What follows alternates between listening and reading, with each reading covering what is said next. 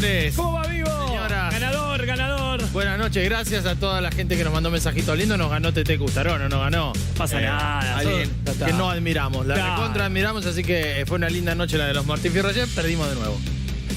Listo, seguí, dale. No dejes un bache. Tenemos de todo. Hay alerta en estos momentos. Hay lugares de la Sí. Argentina que tienen ráfagas de 90 kilómetros por hora. La hay furia de la tormentas. naturaleza. Hay tormentas. ¿Ves lo con que pasa granizo. cuando no nos dan el Martín Fierro? Con Pasa granizo, todo esto. con granizo cerca, así que prepárate porque se viene otro fin de semana Sí. horrible en general, más que nada el sábado, porque las temperaturas no quieren subir en esta primavera que va y viene y que no parece establecerse. Pero tenemos Sí. también lo del submarino. Sí. ¿Es o no es? La polémica sobre la embarcación que apareció frente a las costas de Necochea, lo vamos a estar hablando hoy con especialistas porque la mitad dice que es un submarino y que es nazi, la otra mitad dice puede ser un barco. Claro. Ni más ni menos que un barco que no se sabía que estaba ahí hundido. Todo eso lo vamos a hablar Claro. con especialistas como siempre. ¿Cómo lo se determina? ¿Cómo es la actividad? ¿Cómo sacan la...? ¿Qué hay que hacer? Todo lo vamos a aprender hoy acá en Fenómeno. Así que quédate, hacemos. ¿por Sí, qué? quédate porque con esta imagen de radar que vas a ver ahora te vas a dar cuenta. A la ¿qué es ese derecha está rojo? Buenos Aires, las manchas son las ¡No! ¡A la tormentas. pausa! Pausa y ya te explicamos cuándo llega la lluvia y con Con qué miedo. intensidad. Igual siempre se va para el norte, ¿eh?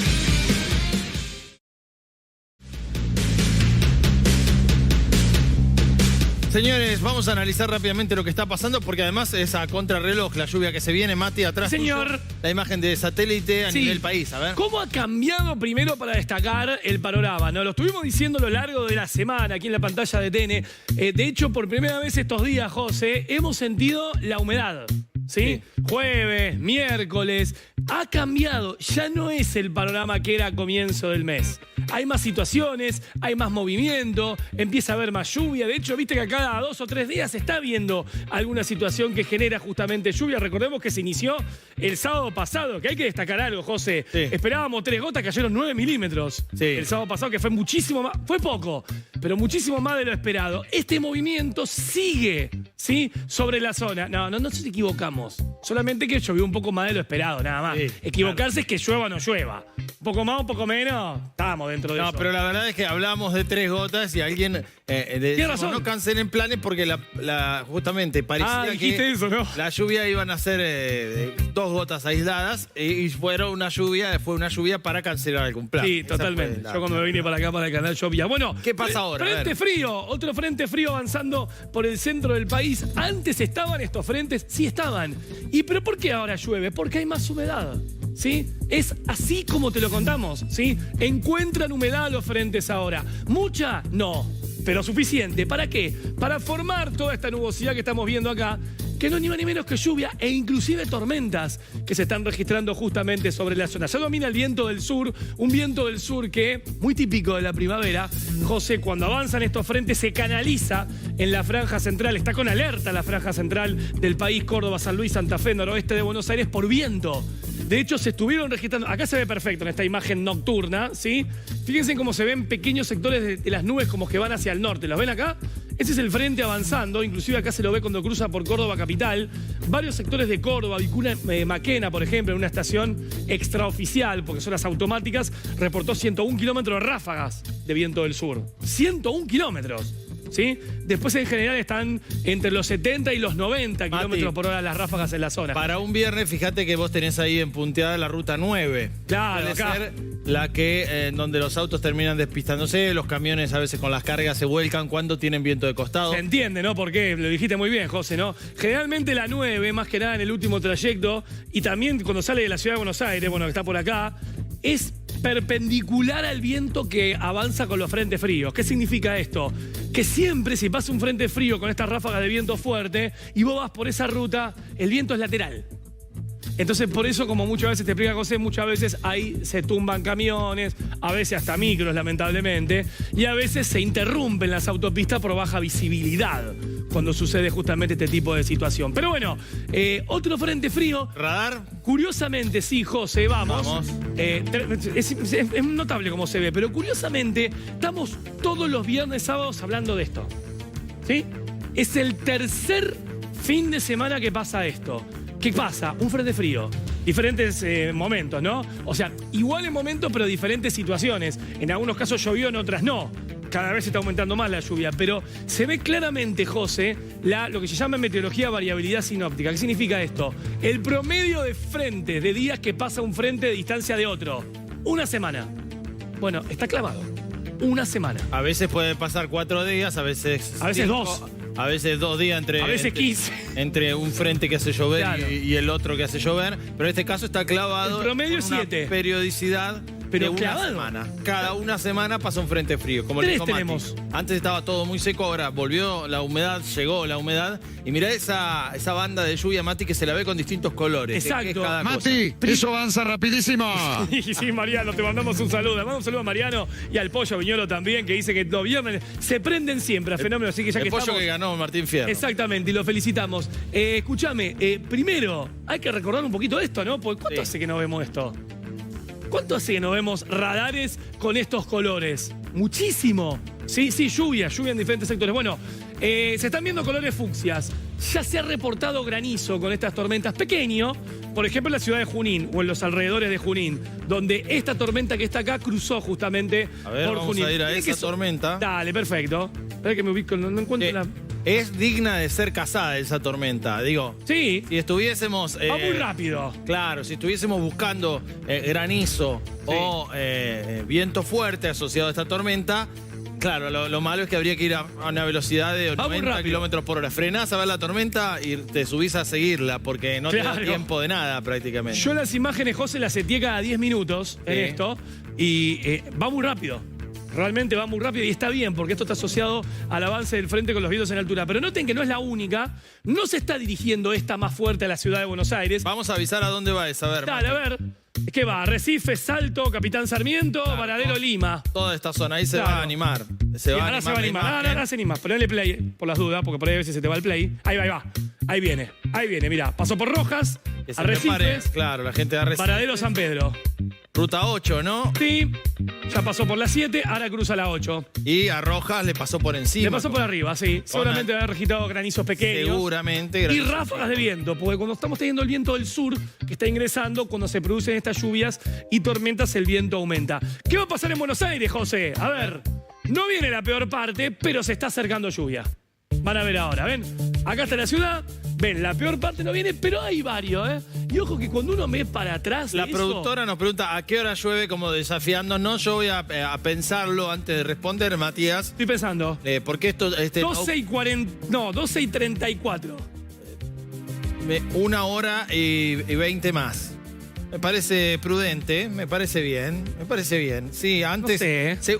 Antes de la 1 tenemos el agua encima. Sí, no, está bien, 12 porque va a llegar a Luján en un ratito. No, sí, antes de la 1. Antes Antes de la 1 vamos a tener el agua. Antes de la 1. ¿Con qué intensidad del 1 al 10? Y cerca de 6. Sí, 5, 6, sí. No ¿Y mucho Varadero y San Pedro? Bueno, 8. Ay, me gustó, muy bien. ¿No? Estamos hablando Me de gustó. un tormentómetro que hace mucho que no lo hacíamos, que es ¿Te acordás? no subjetivo, Clásico. sino analizando los colores del radar y suponiendo que la intensidad de la lluvia se va a mantener. Voy a proponer, y ya se lo digo a la productora porque tiene que elaborar ella, tenemos la mejor producción, obviamente, que tiene la pantalla. ¿eh? Antes que hagas esa aclaración, Sí. nosotros estamos traspolando, o sea, estamos proyectando el movimiento Claro. que tienen las tormentas. Muchas veces pasa que antes de llegar a la línea se forman tormentas sobre la ciudad de Buenos Aires Sí. y nos dejan pagando 1 hora antes de lo que dijimos. Digo porque empiezan a aparecer algunos ecos, Mati, que seguramente sean errores en Buenos Sí. Aires, en la última Sí. imagen. Sí. Pero Esto ojo, de acá. No creo. No, los de la ciudad. A ver. Ah, no, esto sí, no, olvidate, Esos son olvidate, errores.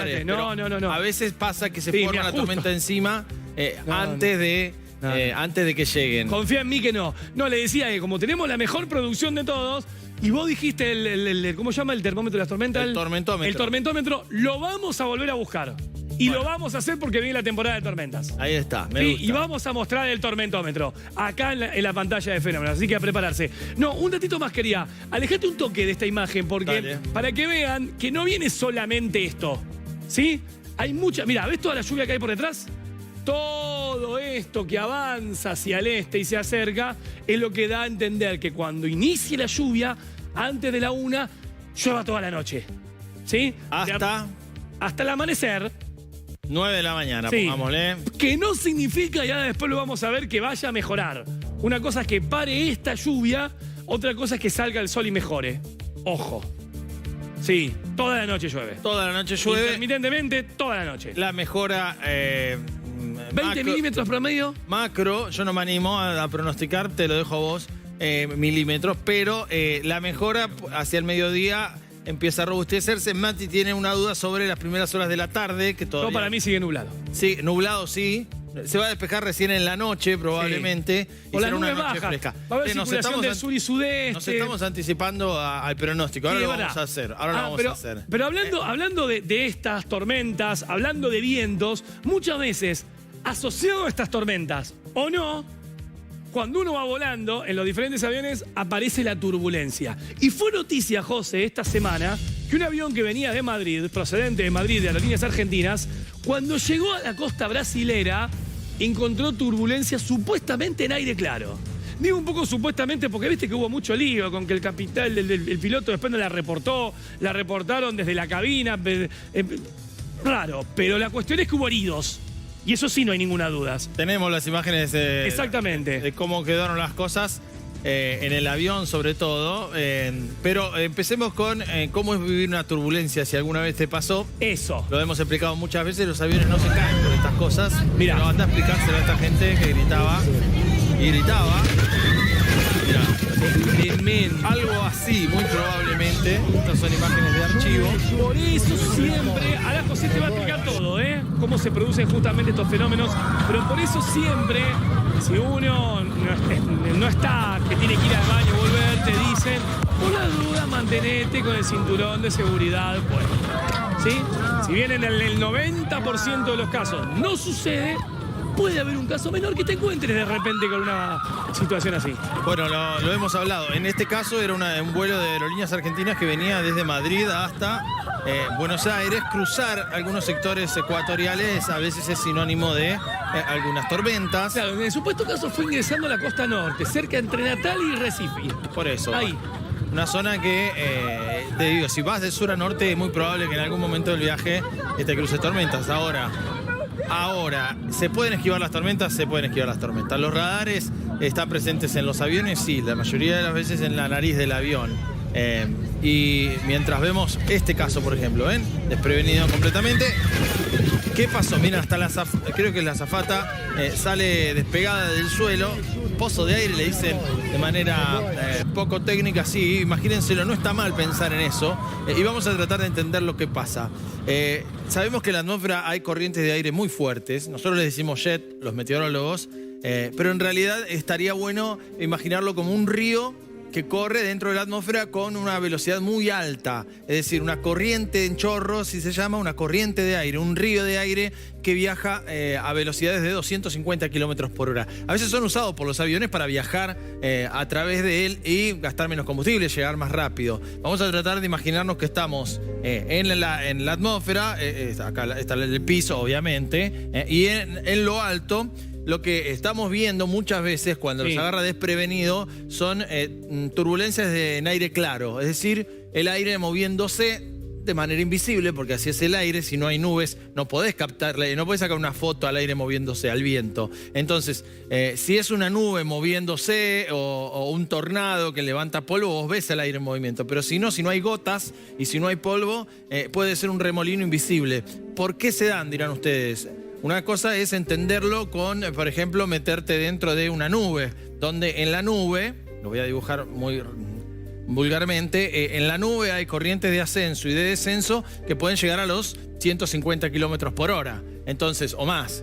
Sí, de ascenso y de descenso. Kilómetros por hora pueden ser de 150, a veces con granizo, con lluvias. Entonces, ¿el avión qué hace? Viene por acá y lo esquiva la nube, por el norte, por el sur, por el este o por el oeste, pero no intenta atravesarla, porque sería realmente sacudones muy violentos estos cambios de velocidad vertical de aire. Entonces, si ve la tormenta, la ven en el radar, la esquivan. Ahora, muchas veces pasa, esto que les voy a mostrar ahora, que en lugar de el aire que está alrededor de la nube, que puede ser viento a 250 kilómetros por hora, bueno, cuando atraviesa la nube, la tiene que sortear como si fuese una montaña en algunos casos. La pasa por los costados, la pasa por arriba o atraviesa parte de la nube y queda movimientos que a pesar de estar alejados de la nube decenas de kilómetros, si un avión pasa por esta zona, va a experimentar una caída abrupta de su velocidad, de su posición, es decir, se va a caer. Y esto, por más que los pilotos lo saben, no hay que atravesar la tormenta, pero tampoco hay que pasarle cerca, porque esos movimientos compensatorios pueden generar corrientes de aire invisible, porque acá no se ve, esta situación no es visible. Y ahora vamos a tratar de ir a otra página para dibujar otro fenómeno que inclusive se puede dar sin las nubes. De hecho, practicamos un poco esto cuando el otro día volaste, José, ¿te acordás? Claro, pero en este caso, imagínense, la corriente de aire que les voy a marcar es en una atmósfera que, por ejemplo, se mueve a 80 kilómetros por hora, el viento general, el viento promedio. Esta corriente de aire se puede mover a 250 kilómetros por hora.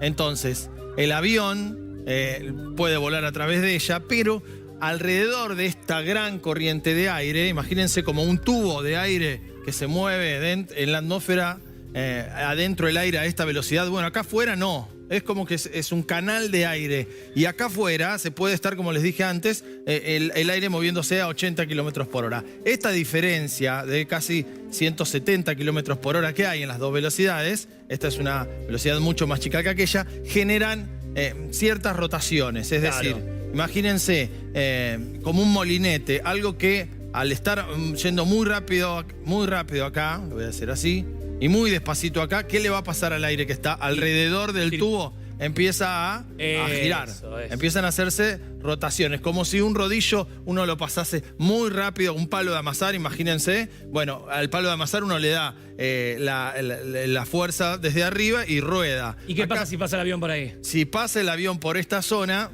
realmente la va a pasar muy mal. Exacto. Porque no va a haber nubes. Lo que está derecha pasa.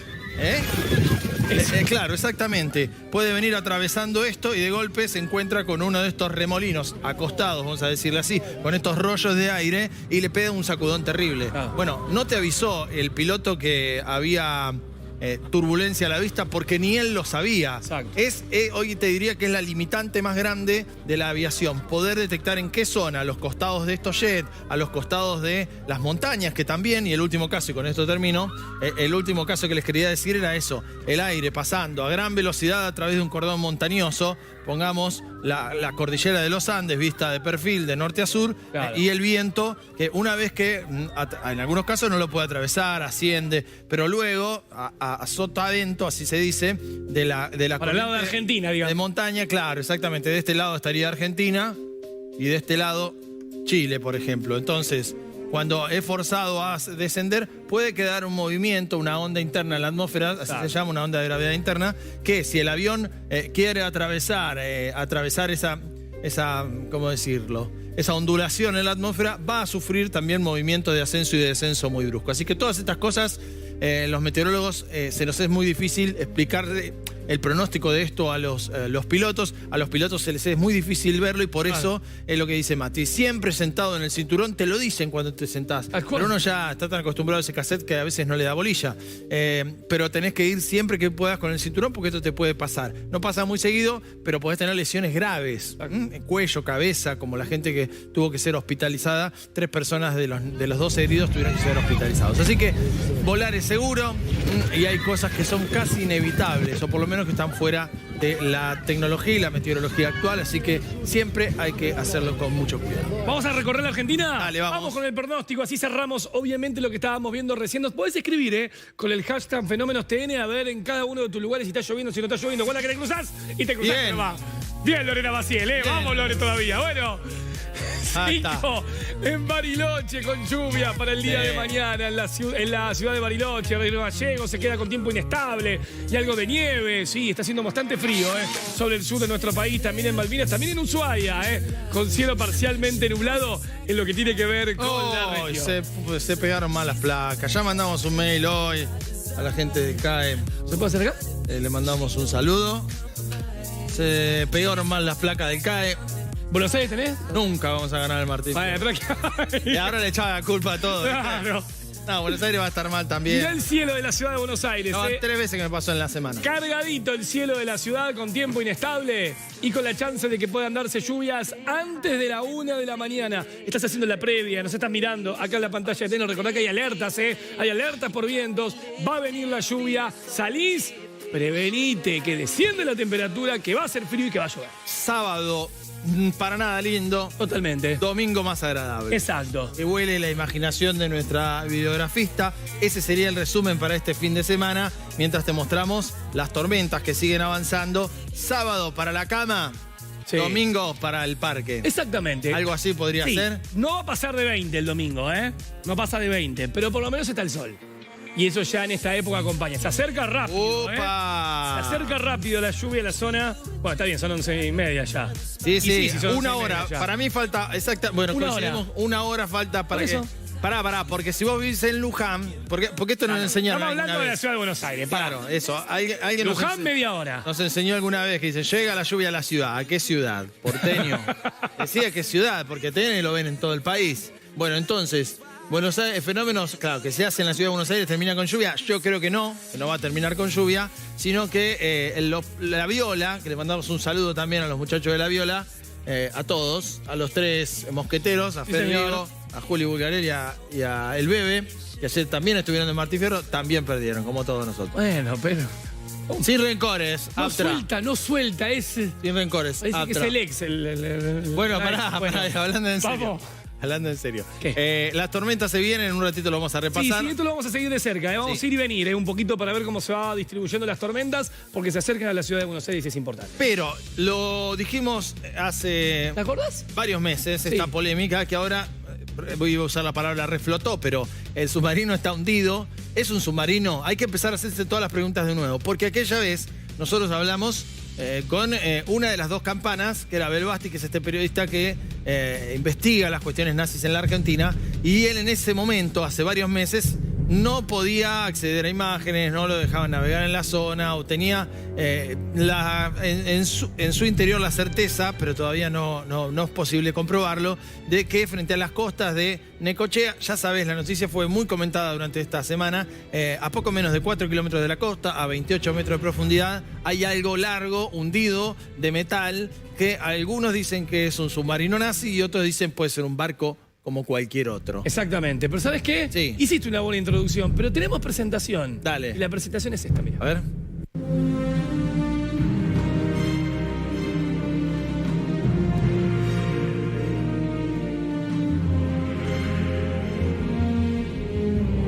Y justamente hablando, José, de esto que explicabas, de que habíamos estado hablando hace un par de meses atrás, tenemos en parte un resumen para que ustedes que se están enganchando en estos momentos sepan bien qué se sabe hasta ahora, qué se dice hasta ahora. Y en un ratito nos vamos a enterar de muchas otras cosas más, de las últimas novedades y cómo se detecta este tipo de, no voy a decir submarino, de barcos hundidos, vamos a llamarlo. Ahí está. No vamos a ponerle nombre todavía, a ver si termina siendo o Era no. un barco, yo creo que es un caño.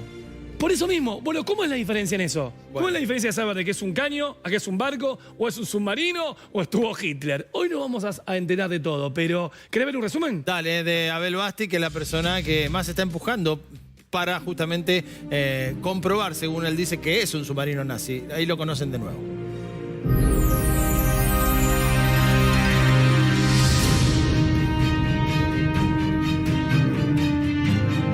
En el año 2021 conformé un grupo de investigación al que puse el nombre de Eslabón Perdido, con el fin de buscar los submarinos de Hitler que arribaron a la Argentina en 1945.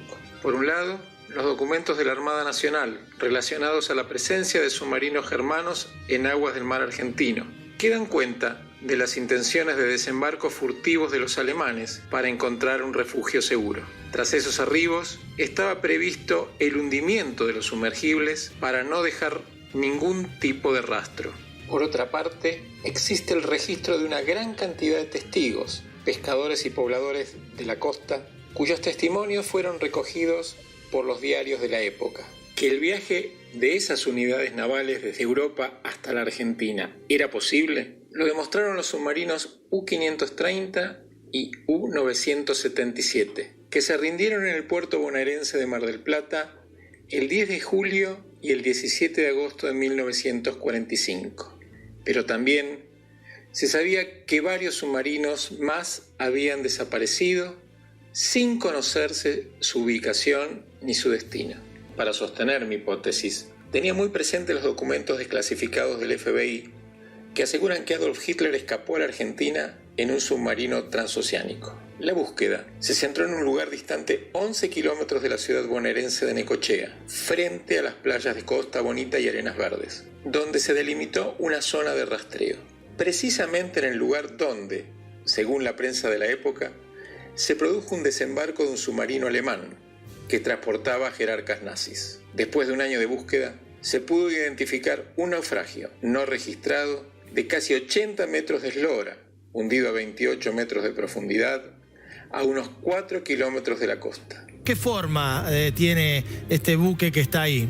Nosotros hemos hecho un primer registro con sonar. Entonces nos da el volumen, el largo, el ancho, la profundidad, la posición exacta. Pero tenemos un problema. Ese naufragio está muy destruido. O sea, es de metal y presenta signos de destrucción bastante importantes.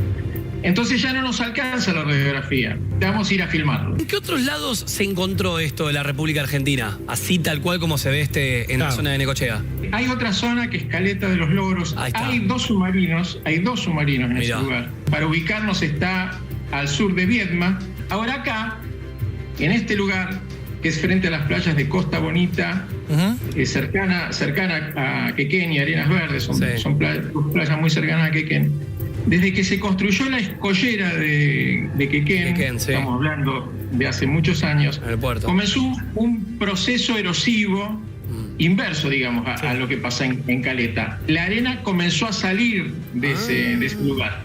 Con lo cual, tenemos una gran ventaja, que estos cascos quedan completamente libres, digamos. A la vista. Claro, no tienen sedimentos.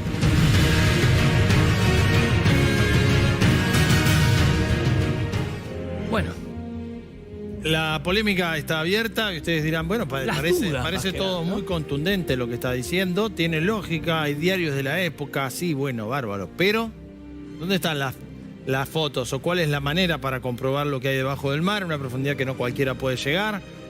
Es muy difícil saberlo, no es muy difícil saberlo, cuánto cuesta, de qué manera se hace. Bueno, si se acuerdan, hace cerca de un año estuvimos hablando, un poco menos, del Endurance, ese buque que encontraron, que se sabía o se suponía dónde podía estar, en la Antártida, que fue una revolución para aquellos que buscan patrimonio y que quieren cuidarlo, arqueológicos.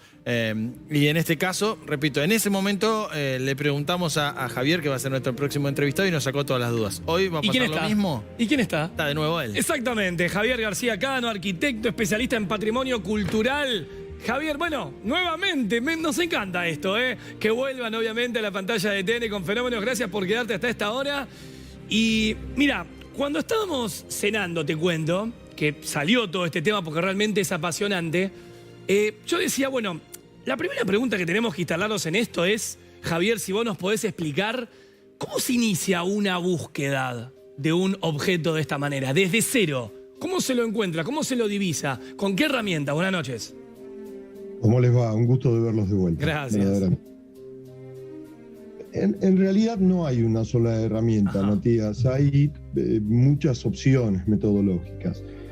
Hay algo que para ustedes es, digamos, muy comprensible desde el campo del conocimiento que ustedes manejan, que tiene que ver, bueno, con lo que el mismo Basti decía, una herramienta muy conocida, que es el sonar. En rigor de verdad, técnicamente eso es un emisor de una onda sonora que rebota contra un material y que a la vez vuelve a leer el rebote. En términos, digamos, conceptuales es lo mismo que un radar, pero con un sonido que se propaga debajo del agua, sabiendo que en el agua el sonido se propaga mejor que en el aire. Javier, te interrumpo un segundo ahí. ¿Ese sonar lo puede tener cualquier barco? ¿Es específico para este tipo de situaciones? ¿Hay diferentes? Bueno, no, el sonar, dicho genéricamente, en general hoy día está muy divulgado porque es una especie de herramienta de seguridad de embarcaciones, incluso de placer pequeñas. Y tampoco hoy día un sonar instalado en el casco es una cosa tan exorbitante en términos de costo, cara. Ahora, lo que sí es distinto es lo que se conoce como sonar de barrido lateral, Ahí está. que de por sí ya implica una tecnología no muy nueva, bastante conocida y muy desarrollada en el siglo XX, pero que implica la capacidad de tener una antena emisora que emite de determinada frecuencia, con una determinada frecuencia que permite que la expansión de la onda sea mayor y especialmente a lo ancho. Y por tanto, cuando uno coloca esa antena emisora, normalmente la llaman en inglés fish o en español torpedo, se cuelga con un cable desde una embarcación, se la arrastra navegando bajo el agua y se garantiza que a cierta profundidad esa onda de sonido, ese cono de sonido, cubra un determinado ancho de suelo. La ventaja que tiene el sonar de barrido lateral es que navegando en una línea uno puede cubrir un ancho importante. Esto, por supuesto, es una cuestión matemática y física dependiendo de la profundidad del lugar y también incluso del movimiento del agua en superficie, de la marejada. Bien. Pero técnicamente es más o menos lo mismo que un radar. Se emite un sonido con una frecuencia que rebota en los materiales y que se vuelve a leer, digamos, en la misma antena. El rebote y la diferencia de rebote es lo que hace que un especialista pueda interpretar. Ahí está. Interpretar no significa tener información concluyente. Tener algún grado especulativo y algún grado más o menos preciso de ese tipo y esa intensidad de rebote correspondiente a qué material sería. Hay materiales, Javier, más permeables a las ondas sonoras y hay materiales que rebotan más las ondas sonoras, por decirlo rápidamente. Javier, vos sabés que mientras nos explicás muy claramente, me viene a la cabeza esto de no poder concluir, pero recién, yo no sé si vos estás viendo las imágenes, mientras vemos ahora cómo eran los submarinos que podrían ser candidatos a ser el que está ahí frente a las costas de Necochea, parecía muy claro, cualquiera de nosotros podía decir eso es un submarino. Aclaramos algo, no es correspondiente el caso en particular que estamos ahora discutiendo, sino que es un ejemplo de un submarino visto por un sonar. Visto por un sonar, que eran las primeras imágenes que mostrábamos. La pregunta de Mati, esta que estamos viendo. Esa. Así se ve, ¿no, Javi? Si ustedes no se enojan, yo los voy a modificar la idea. Dale. Lo que están viendo no es una imagen construida por un sonar de barrido lateral. Bien. Las imágenes que se construyen a partir del rebote de una onda sonora, de un sonar de barrido lateral, son muchísimo más rudimentarias, y además no son tridimensionales. Perfecto. Eso que están viendo ustedes es una reconstrucción digital a partir de información levantada por un sinnúmero de sistemas, entre los cuales otro parecido al sonar, conceptualmente es lo mismo, se llama sonar de multi-as o multi-beam echo sounder, que en realidad es una serie importante de antenas, a veces que se cuelgan del casco, otras veces que se montan fijas en el casco. Cada una de esas antenas emite muchos haces muy rápidamente y luego el rebote es leído por las antenas, pero integrado por software en una computadora. Es algo así como una de esas múltiples, de esos múltiples haces permite, por un principio de física de medir en posiciones distintas y por trigonometría, permite especular una reconstrucción bastante precisa, tridimensional. Ahora, volviendo al caso nuestro, ¿cuán difícil es terminar con esta polémica, Javier? Después nos vamos a meter en el después nos vamos a meter en el sueño de tu vida, que lo vamos a volver a comentar y a reflotar, pero ¿cuán difícil es, en serio, terminar técnicamente con esto? Hay un buque que yo siempre te lo menciono, que es el Angelescu, que tiene un montón de estos seguramente elementos que podrían develarlo, que está al lado de Mar del Plata. Digo, ¿qué tiene que pasar para que este tema que ya es de interés se resuelva? Dilucidar la duda de qué es un pecio es la palabra técnica que define los restos de una embarcación naufragada. Sí. Dilucidar qué es un pecio exclusivamente con la información que se obtiene desde un sitio, por ejemplo, en este caso, estando debajo del agua y revisando los restos, puede surgir a partir de un montón de cosas. Por ejemplo, de poder estudiar con detenimiento y un registro científicamente montado de medición de imágenes, de levantamiento de muestras de materiales, con análisis de materiales en laboratorio, es decir, que es un proceso largo, no es un proceso rápido. A veces, algunos pecios son fácilmente identificables porque puede existir algún tipo de documentación adicional que certifique un sinnúmero de condiciones. A mí me parece que no estamos frente a ese caso. Y yo no lo digo por no tomar en cuenta como un registro textual posible la información publicada en un diario de época. Pero todos sabemos que no necesariamente la información publicada es una información fiable. Ajá. Y de vuelta, no lo digo por ningún medio en especial, lo digo en se entiende general. perfectamente, se entiende perfectamente. Y Javier, y por estas imágenes que son las imágenes que hizo Prefectura, ¿sí? Que estamos observando. Por esas imágenes que vos, no sé si las viste, seguramente sí, Javi, porque sos un apasionado de estas cosas. ¿Qué podés determinar? ¿Qué pudiste ver vos de lo que se ve justamente o de lo que se intenta ver en esa zona? Muy turbia, ¿no? Las imágenes. Sí, bueno, toda la costa atlántica nuestra, sí, particularmente la bonaerense, se caracteriza por tener mucha marejada de superficie, pero también de fondo tener lechos arenosos o limosos que se levantan fácilmente y que con el movimiento del agua se da este tipo de visibilidad que es corta, son visibilidades que no superan el metro y medio, y que aun cuando uno pone luz, la posibilidad de ver en larga distancia es muy difícil. Por eso el plano, el cuadro de filmación del buzo de Prefectura es un cuadro muy corto, no permite ver mucho más allá de algunos centímetros delante de la luneta del casco que tiene el buzo. Y lo que hay es muy mala visibilidad por partículas en suspensión.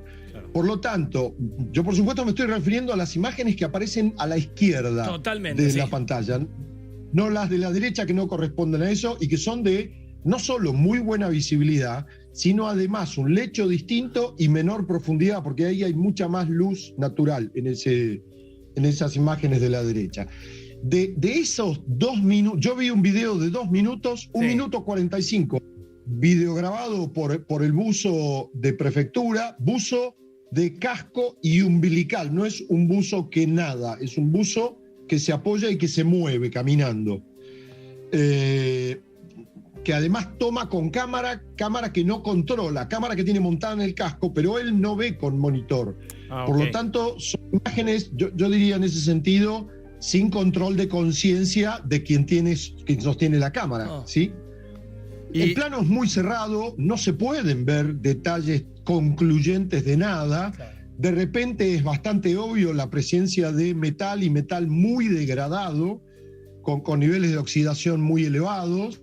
Hay un sinnúmero de partes que sí, claramente podrían ser náuticas, caños, rebordes metálicos, planchuelas, algunas piezas que tienen forma de perfilería, pero no hay nada concluyente, no hay nada que uno pueda decir con tan poco material que eso es claramente no solo una embarcación, sino qué tipo de embarcación. Claro. A mí me parecía interesante agregarles algún dato. Sí, dale, agregue nomás. No sé si le prestaron atención, pero de repente aparece alguna pieza conforme, que uno podría decir rápidamente, es un caño.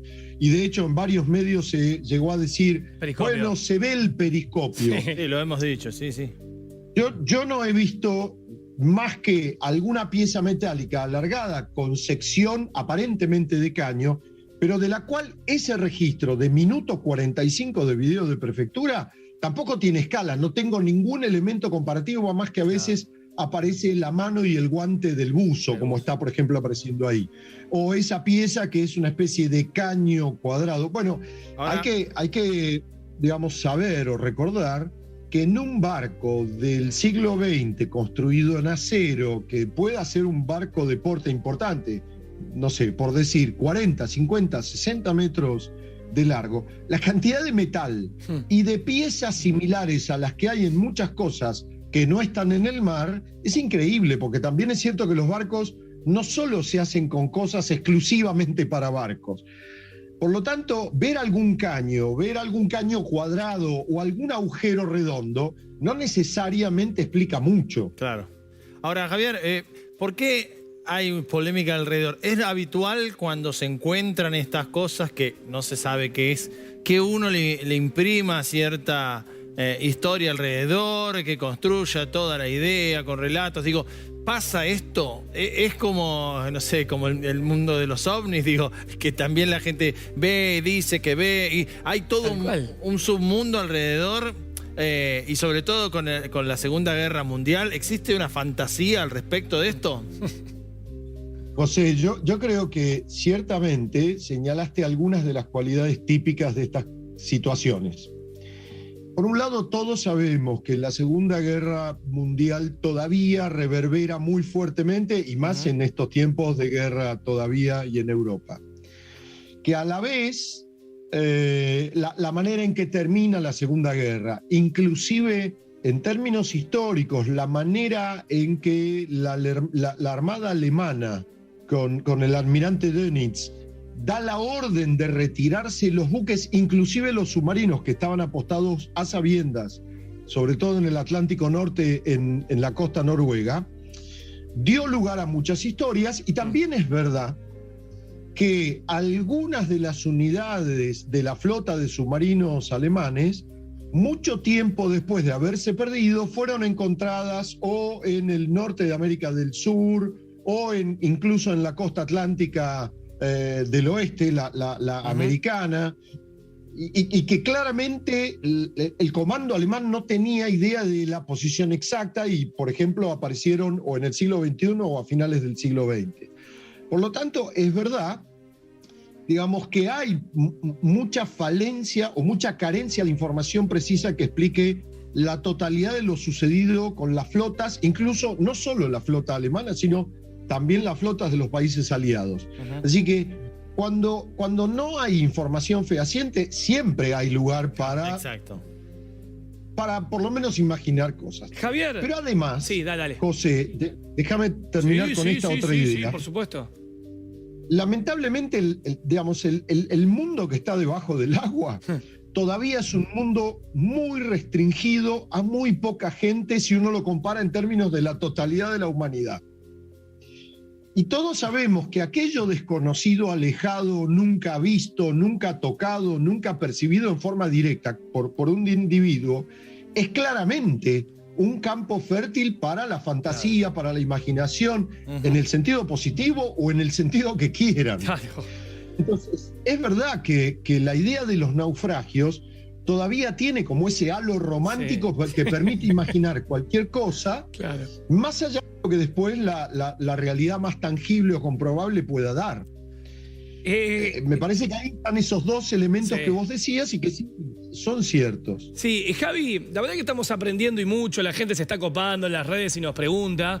Esto, a mí me encanta aprender, obviamente, de estas cosas. Nos explicaste del sonar, que me gustaría que lo nombres de vuelta. Ese sonar lateral, ¿no? El que... Barrido lateral. Barrido lateral. Bueno, de barrido lateral. Claro, yo tengo esta última pregunta para hacerte. ¿Se hizo ya un barrido lateral de esta zona sobre estos objetos? Mira, Matías, yo lamentablemente debo decir que no lo sé, porque también es cierto que la información que yo tengo es la información que se ha hecho pública. Sí. Yo sinceramente no tengo la menor idea. ¿Cuesta mucho hacer eso, Javi? Perdón, que se me viene a la cabeza. Sí. ¿Cuesta mucho hacer ese barrido? Bueno, no, teniendo el equipo no. No, es sencillo, digamos. Cuesta el combustible de una embarcación importante, digamos, los recursos. Claro. Pero no es sencillo, un viaje a la luna. Claro, pero sí, hombre, claro. Perfecto. Mientras en la pantalla estamos comparando un periscopio y lo que había en el fondo del mar, por eso quedaba la imagen. en el fondo Sí, del mar. Sí. y vos sabés, José, que cuando las estaba viendo, mientras respondía al otro, me quedaba justamente las ganas de decirte, esa imagen, más allá de que pueda ser lo que sea, me parece que es interesante para señalar en otros términos. Este territorio, me refiero a esta zona del Atlántico nuestro, es una zona de mucho movimiento en términos de navegación, pesca, transporte, etcétera. Hasta el puerto, Y justamente en esa pieza lo que se ve claramente es la cantidad de cabullería enredada, que además son retazos de Cabo Nuevo. Claro. Yo no puedo decir por qué es que están esos cabos ahí. Lo que sí te puedo decir es otra cosa, que en general, en naufragios de poca profundidad, 27, 28 metros, que es lo que yo también vi a través de los 15 segundos que vi del ROE de Prefectura, que no es una gran profundidad, es un lugar donde claramente es muy fácil que una red de un barco de pesca se enganche, es también común que una línea de pesca o una línea de fondeo se enganche, y esto suele suceder todo el tiempo. Incluso ese tipo de cosas muchas veces deterioran hundimientos, y más aún si efectivamente es un hundimiento que no está marcado en ninguna carta. Habría que también decir que los relevamientos de fondos para marcar hundimientos son tareas que en muchos países se hacen muy intensivamente, y que en nuestro país, con los déficits de recursos obvios que tenemos, no son tareas que se hacen, digamos, extensivamente. Bien. Si es cierto que hay en lugares centrales, en lugares donde el tráfico y la pesca es muy intenso, bueno, hay relevamientos muy serios. Y de hecho, ustedes lo deben saber, pero la tradición cartográfica subacuática de la Argentina es muy valiosa en su calidad a nivel internacional. Pero eso no significa que tengamos todos nuestros lechos totalmente relevados. ¿Cuánto crees que le falta? Última pregunta, es muy cortita, agradeciéndote ya casi, Javier. ¿Cuánto crees que le queda a este misterio en tiempo? Hombre, no sé, ustedes antes decían que habría que hacer. Si yo, digamos, tuviera alguna capacidad de decisión, yo lo que haría es levantar una serie de muestras de materiales distintos y analizarla. Los llevaría al laboratorio, los haría analizar, sabiendo que eso también puede no arrojar información concluyente, pero intentaría seguir acercando datos en términos científicos, por supuesto. Mira, vos lo decías antes con la lluvia. Yo no te lo voy a pronosticar, José. Lo que sí creo es que, bueno, como nos pasó con el Ara San Juan, el trabajo sistemático, serio, sesudo, con recursos y con capacidad reflexiva en términos intelectuales, siempre da resultado. En el caso mágico del Ara San Juan, en uno de los lugares más difíciles para buscar, bueno, cuando se buscó bien y con todos los recursos necesarios, se encontró. Javier, te agradecemos de nuevo. Javier García Cano, arquitecto, da clases en la FADU, en la UBA también, arquitecto como le decíamos, pero buzo además, y ya vamos a volver a hablar, porque tenemos que hablar del crucero General Belgrano, que no se sabe dónde está y tiene algunas ideas para contarnos, pero será en otro programa. Gracias, Javier. Gracias, Javi. Un placer. Bueno, señores. Igual. Nos vamos del agua, volvemos a la tierra. Les dijimos muchas veces con Mariano Barro que tenemos arañas venenosas. En nuestras casas puede haber. Tenemos que identificarlas, tenemos que saber qué hacer. Murió una nena en Lincoln, la provincia de Buenos Aires, picada. No se hicieron las cosas que se tenían que hacer. Se respondió muy tarde. Lamentablemente la nena murió antes de poder ser asistida en Junín. Y vamos a ver un informecito que nos hizo Mariano muy gentilmente para llevar información, que muchas veces es tranquilidad sobre el tema arañas, la araña del rincón y qué otras puede haber en tu casa que vos no sabías. Vamos a identificarla. Dale. Es muy importante cómo reaccionar frente a la mordedura, a la picadura de una araña o la presunción de una picadura a la mordedura de una araña. En primer lugar, no hay que hacer nada de lo que comúnmente se conoce en la cultura popular o en las películas, en los videos. No hay que hacer torniquetes porque eso en realidad lo que estaría favoreciendo es la concentración del veneno en ese tejido recientemente mordido y eso aceleraría la necrosis. Tampoco hay que hacer cortes, muchas veces se dice hay que cortar para que la sangre salga y se vaya el veneno. Eso, por el contrario, al ser un veneno hemolítico, lo que genera es más hemorragia.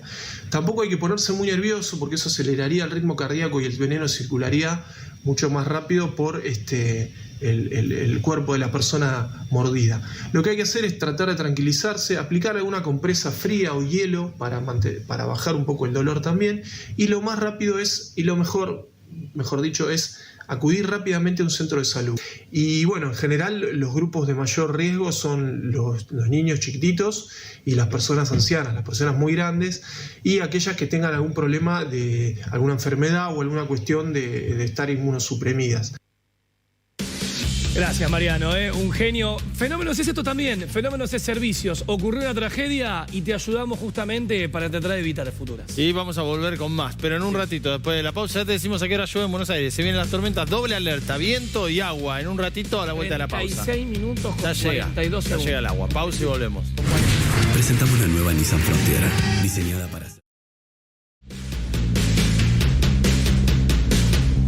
Bueno, pasó volando el programa. Pasa volando, les agradecemos. Sí, a Galimberti, obviamente. A la El gente. genio Galimberti con sus sanguchitos y también a las empanadas de mi gusto. A Sergito le mando un saludo. Sí. Estoy viendo acá, atención, porque además del viento... Sí, alerta de la por lluvia, viento, alerta por lluvia y el alerta río. por crecida. Aviso por crecido. Sí, aviso por crecido. Pero estoy viendo que Atalaya sigue subiendo en 1.94, Buenos Aires está en 2.25. Está Río alto. Se va a acercar Che, a 3 metros, son 0,2. A Chao, la la gente Viola. de la Viola, a Beso los grande. tres mosqueteros, que es en el Genios. mejor programa de la televisión argentina, le decimos, nos entregaron y dos a nosotros. Se fue la Será cámara. hasta el viernes que viene. Mirale Matute. Nos vemos el viernes que viene porque la Tierra está en movimiento. Por esta cosa no ganamos. Chao, nos vemos. Gracias. ¡Fuego! ¡Oh! ¡A la cámara! Le pegó la